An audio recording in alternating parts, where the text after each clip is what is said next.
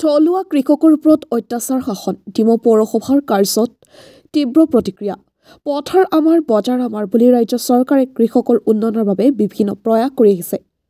কৃষকৰ কঠোৰ পৰিশ্ৰমক সন্মান জনাই ভাৰত চৰকাৰ ৰাজ্যখনৰ কৃষি অৰ্থনীতি গঢ় দিয়াত কৃষকসকলে লোৱা গুৰুত্বপূৰ্ণ ভূমিকাক তাৰ মাজতে ডিমৌ পৌৰসভাৰ কৃষকৰ ওপৰত অত্যাচাৰ অভিযোগ।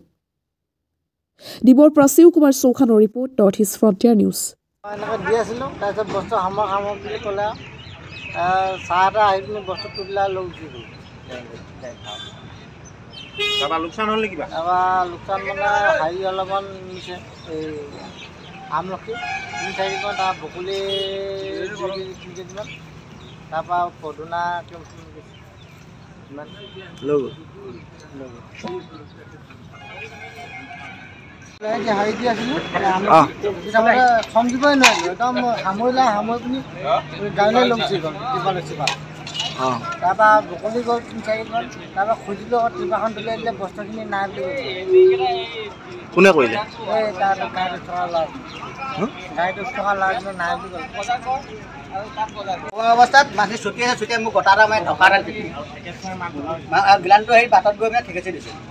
ঠেকেচি দিয়াৰ পিছত আকৌ মই দৌৰ মাৰি গিলানটো অঁতৰাই দিছোঁ। অঁতৰাই দি মাছখিনি ভৰাইছোঁ, মাছ আধাটো নাই।